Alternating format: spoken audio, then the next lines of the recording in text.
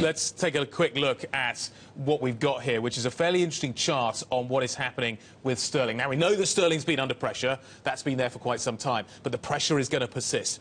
Why have we got this amazing chart in front of us, and what is this cloud that we talk about? Yes, the Ichimoku cloud, Guy. I had a peep outside, actually, just earlier to see if it's cloudy. It's not, but I just thought I'd come here still live on air and talk to you about the Ichimoku cloud. So, the Ichimoku study is a trend study. And traders use it to identify price trends and price objectives. Historically, it's been used by Japanese traders to forecast, the likes of the yen and the Nikkei. And in recent years, it's been adopted by the Western world. And, we can analyze this so on basically, the basic premise is these are kind of moving averages here, but the thicker the cloud, the more resistance there is. So we've got a fairly thick cloud right now, so it's unlikely that this downtrend that sterling's been in is likely to break to the upside, so we continue to see potentially the fact that we're going to see a lower cable rate. That's right. So traders who analyze Ichimoku care about the following things. Where is price in relationship what's the relationship between price and the cloud? The price is below the cloud, so that's bearish.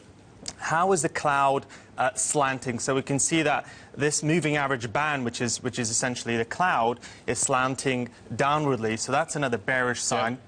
And finally, the orange line you see, it should be below the blue line. So the cloud should be twisted bearishly. So the thickness of the cloud, Guy, that's a very important element of the chart. That indicates that the market has seen a strong trend lower, and it's now consolidating.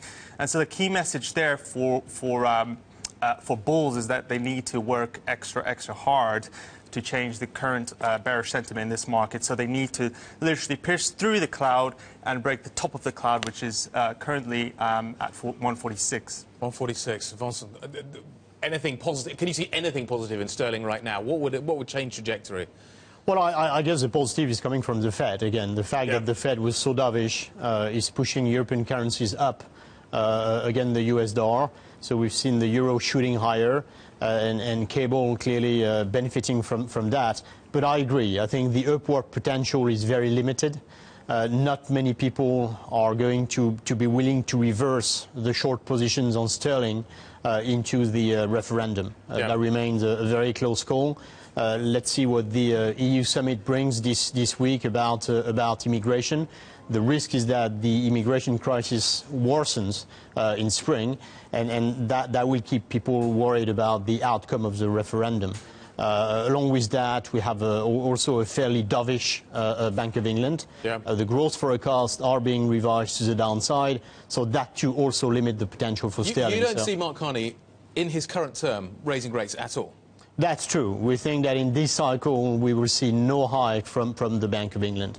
This is the central scenario that we have now. Of course, that might change if we have a stay in the referendum, and then we see economic benefits out of that. But for now, no. Our central view is that there will be no hike in this cycle. Mark Carney talks about the fact that he doesn't want to take part in the currency wars, yet sterling certainly seems to be benefiting from that at the moment. Absolutely. Very nice to see you this morning, Vincent. Thank you very much indeed for your time. Sejal as well. Vincent Chainot joining us from SocGen and Bloomberg's Sejal. Go.